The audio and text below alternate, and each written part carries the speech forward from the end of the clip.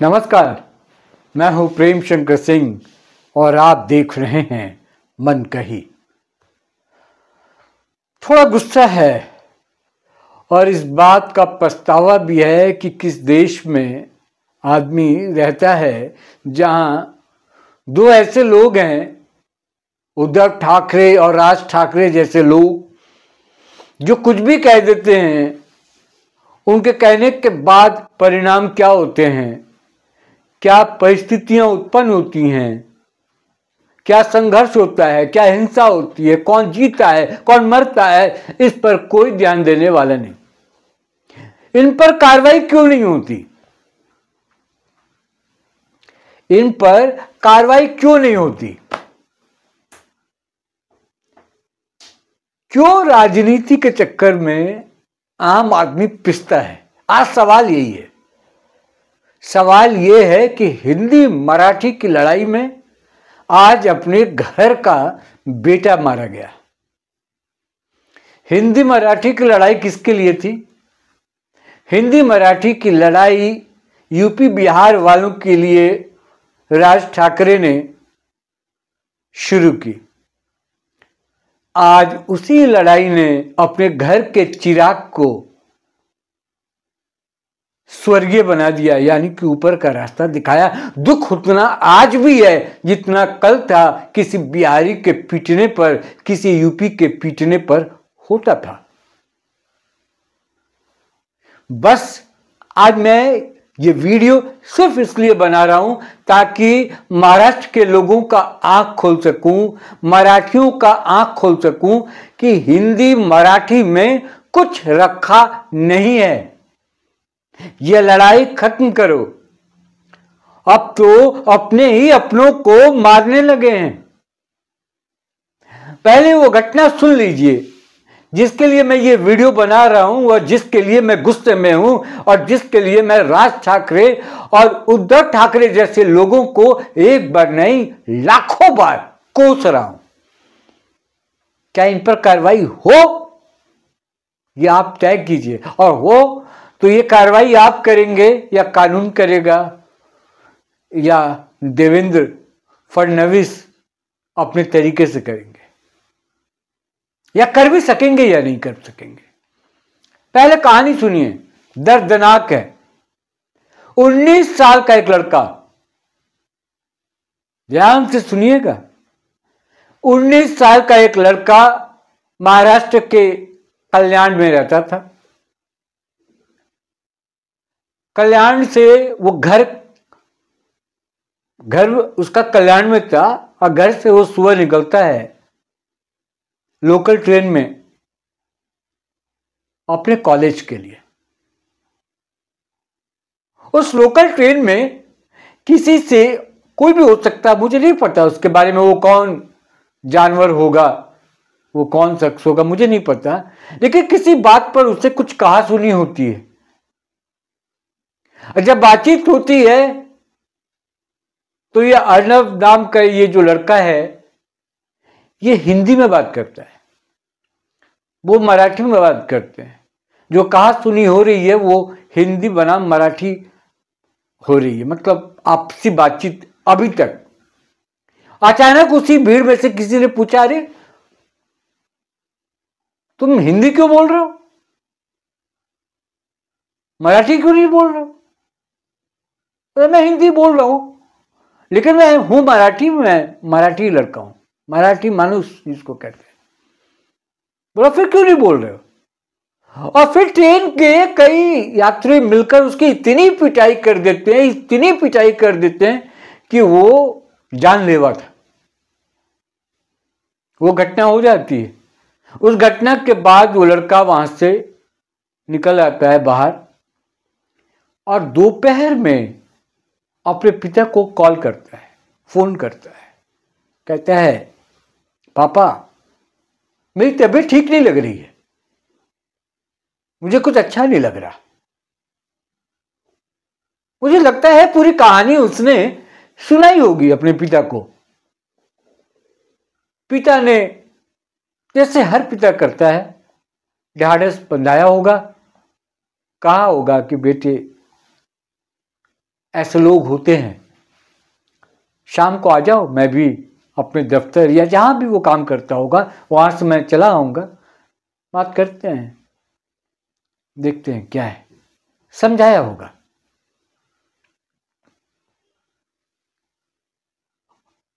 और जब शाम को पिता घर वापस आता है तो देखता है कि अर्नब जिस कमरे में रहता था, वो लड़का जिस कमरे में रहता था, वो कमरा अंदर से बंद है।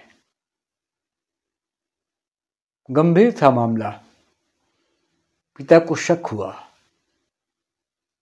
समाज तो पिता ने भी देखी है ना, वो जानता है ना 19 साल का एक बच्चा कितना नाजुक होता है, उसकी सोच कितनी नाजुक होती है।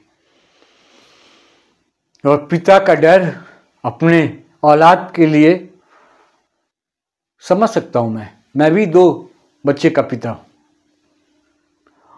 वो तपाक से जाता है दरवाजे के पास, धक्का देता है। दरवाजा पहले धक्के में नहीं खुलता, फिर धक्का देता है, दरवाजा फिर नहीं खुलता, फिर उसने जोर से धक्का दिया, दरवाजा का जो छिटकिली था वो टूट गया और दरवाजा टूट कर नीचे गिर गया। और देखता क्या है, ऊपर छत पर पंखा में चुन्नी के सहारे एक शव लटका हुआ था। वो शव उसके बेटे का था।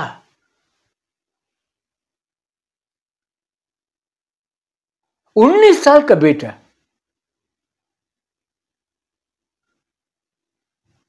आप मेरे बगल में इस लड़के की तस्वीर देख सकते हैं। मासूम सा, कितने अरमान होंगे इस लड़के के दिल में, और उससे ज्यादा इसके पिता के दिल में कितने अरमान होंगे। लुक हीरो से कम नहीं लगता था अर्नब, लेकिन कितना झेल कर वो आया होगा, कितनी पीड़ा सही होगी उसने, कितनी मानसिक प्रताड़ना झेला होगा उसने। उसने सुसाइड कर ली, आत्महत्या कर ली।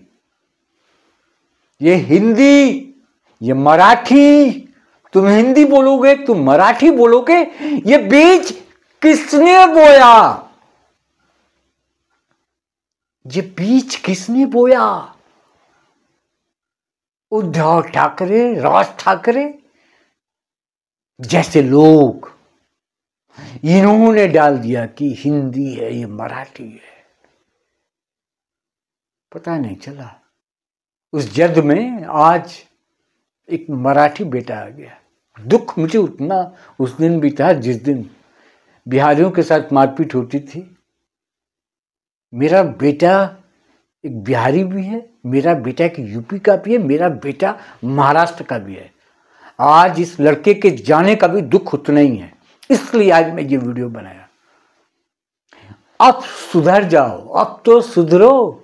अपने घर का चिराग अगर गया होता,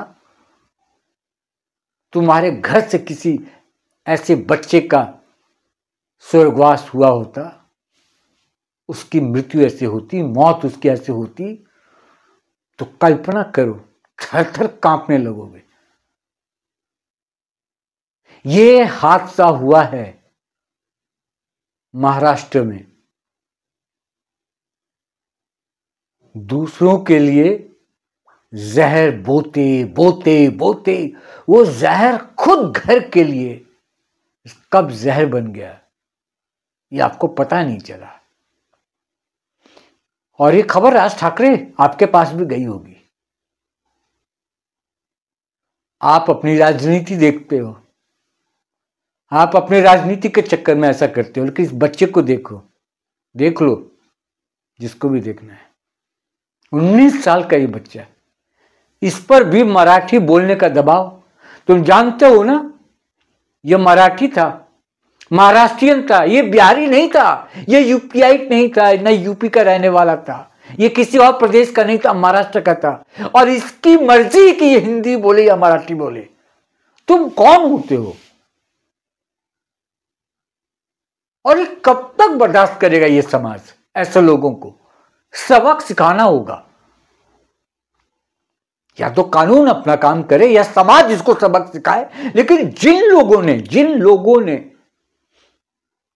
ऐसी हालत की है, उनको मौत की सजा मिलनी चाहिए कम से कम। ये तो मेरी मांग है। हालांकि वो मेरा बच्चा लौट कर नहीं आएगा। ये मेरा बच्चा था, ये मेरा बच्चा लौट कर नहीं आएगा, कभी लौट कर नहीं आएगा। जितेंद्र नाम था, अर्नब के पिता का नाम जो था जितेंद्र, कल्याण में रहते थे। बताइए, 19 साल का बच्चा कॉलेज के लिए निकला था, ट्रेन में पिटाई हो जाती है। किसी बात को लेकर तू मैं होता है। तू मराठी क्यों नहीं बोलता? बच्चा बोलता रह गया, मैं मराठी हूं, मैं इसी राज्य का हूं। कौन है ये दरिंदे? कौन है ये दरिंदे? इनको पहचानो, निकालो, बाहर करो और पूरे समाज के सामने इनको फांसी पर लटकाओ कि दूसरे लोगों को ये सबक मिले कि ऐसे करतूत करने की ये सजा मिलती है। कोई बचेगा नहीं। जहर जाति नहीं देखता, जहर प्रदेश नहीं देखता, जहर देश नहीं देखता।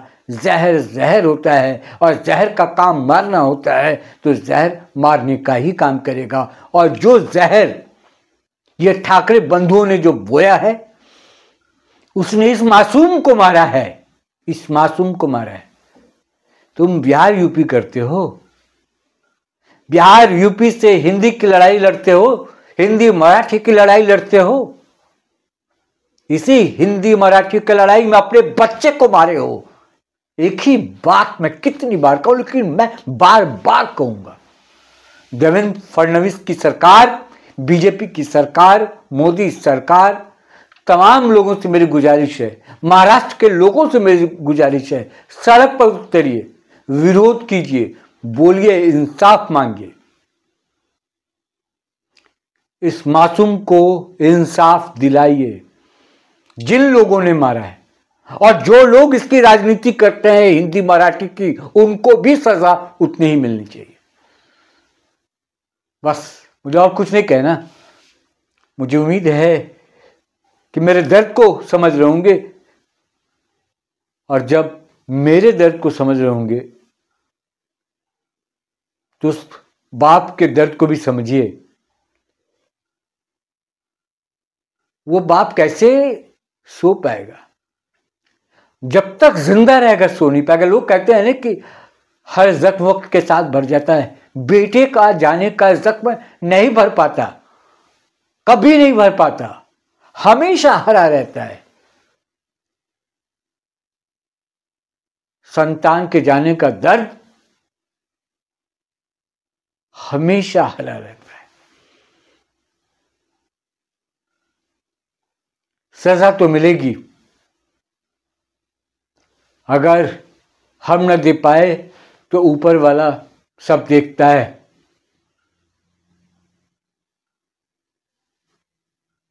बस इतना ही। फिर किसी और मुद्दे पर, किसी और पे मुलाकात होगी। मुझे दीजिए इजाज़त। मैं थोड़ा इमोशनल हो रहा हूँ, मेरे से बोला नहीं जा रहा। मुझे उम्मीद है कि मेरा जो मैसेज है, जो संदेश है, आप तक पहुँचे और इसका विरोध करें, और जो भी दोषी हो उसको सजा तक ले जाने तक, अंजाम तक पहुंचाने में मदद करें। नमस्कार।